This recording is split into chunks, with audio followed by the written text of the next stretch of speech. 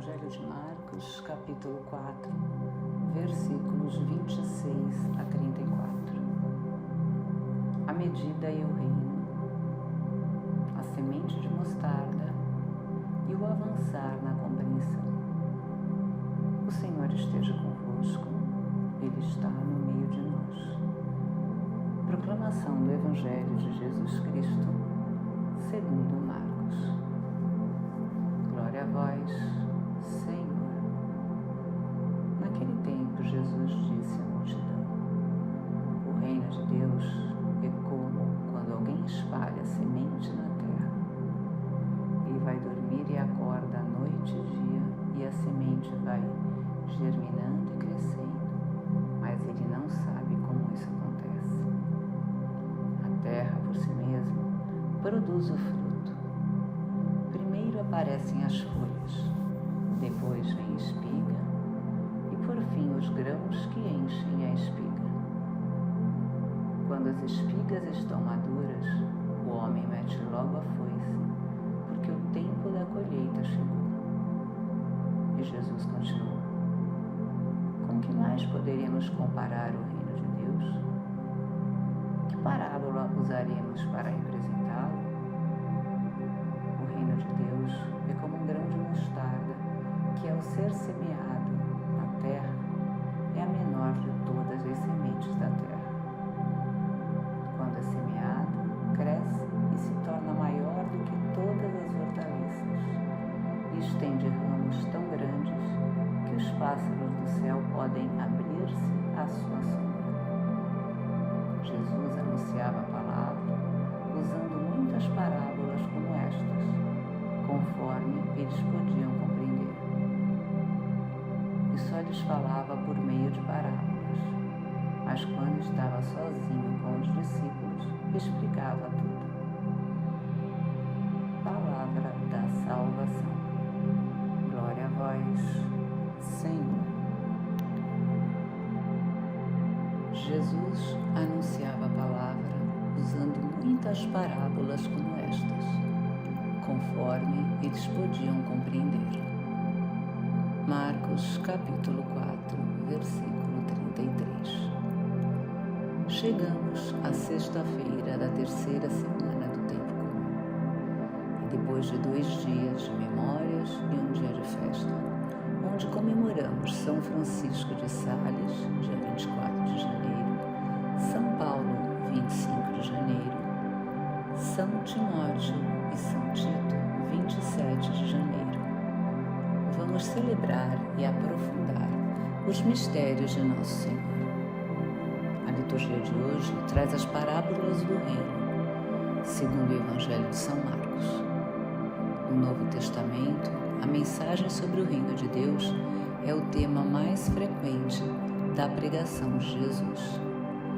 É tão importante que o Papa João Paulo II alterou o formato do rosário e criou uma série de mistérios para a contemplação, sendo a proclamação de Jesus sobre o reino de Deus, que é o terceiro deles. O reino de Deus envolve a completa salvação, ou seja, inclui todas as bênçãos materiais e espirituais que acontecem quando reconhecemos Deus como Rei do nosso coração. A Igreja é a comunidade de pessoas em cujos corações Deus é reconhecido como Rei e Senhor. Então, há um sentido específico em que o reino de Deus e a Igreja são expressões quase que equivalentes. O reino de Deus é de Deus. O poder sobre o reino pertence ao dono do reino, ou seja, Deus. Segundo Gênesis, os primeiros humanos rebelaram-se deliberadamente contra a soberania de Deus. Por isso, eles foram expulsos do jardim do Éden. Nós não conseguimos ir ao reino por nós mesmos. Para chegarmos lá, é necessário que Ele venha a nós. O Pai Nosso é composto por 7 pedidos. Lembremos o segundo deles. venha a nós o vosso reino. O reino de Deus é como quando alguém espalha semente na terra. Ele vai dormir e acorda à noite e dia, e a semente vai germinando e crescendo. Mas ele não sabe como isso acontece. Santo Ambrósio de Milão assim falou: semeia tu também na tua horta a Cristo, na qual faça florescer a beleza das tuas obras e se respire o multiforme das diversas virtudes. A debilidade é a força da semente. Ao morrer chega à sua máxima potência. Assim é o reino de Deus, uma realidade humanamente pequena, composta pelos pobres de coração, pelos que não confiam só na sua própria força, senão no amor de Deus. O reino de Deus acontece na paciência e na serenidade do tempo. Ele não acontece com a impaciência mundana. O reino de Deus também fala da bem-aventurança eterna. Fala da vida no novo céu e nova terra, com toda a sua glória, e expressa a realização final do poder salvador de Deus. A terra, por si mesma, produz o fruto. Primeiro aparecem as flores, depois vem a espiga e, por fim, os grãos que enchem a espiga.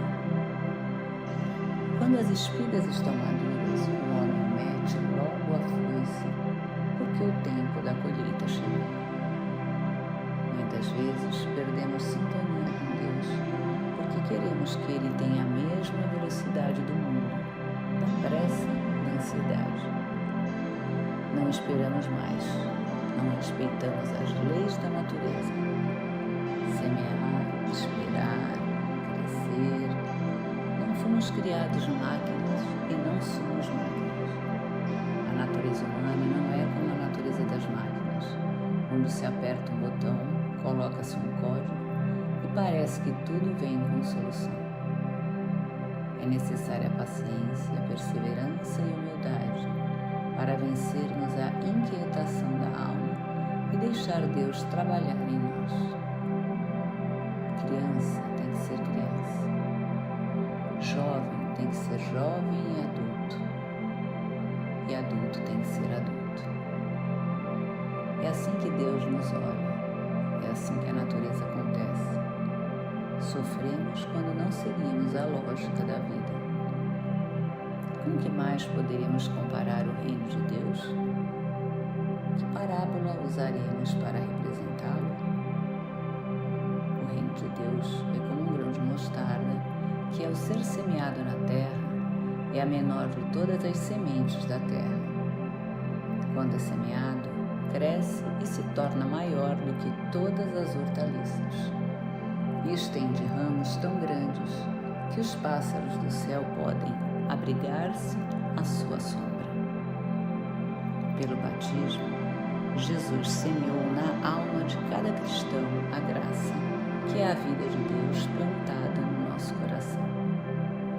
A graça não é mineral, vegetal, animal, humano ou angélico.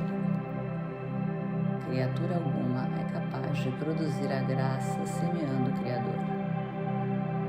Criatura alguma é capaz de transformar a graça somente o Criador. Não é nada próprio de uma criatura, mas um dom de Deus, que renova o nosso coração para podermos participar da vida divina. A vocação própria dos leigos consiste, precisamente, em procurar o reino de Deus, ocupando-se das realidades temporais e ordenando-as segundo Deus. Pertence-lhes de modo particular iluminar e orientar todas as realidades temporais a que estão estreitamente ligados, de tal modo que elas sejam realizadas e prosperem constantemente segundo Cristo, para a glória do Criador e Redentor. A construção do reino se dá pela conjugação da ação do Senhor e da ação humana. Precisamos apenas fazer a nossa parte, que é reconhecer a soberania divina e dar tempo ao tempo. Sim, somente isso e nada mais. O resto fica por conta de Deus, grande responsável pelo reino, do qual somos herdeiros. Paz e bem.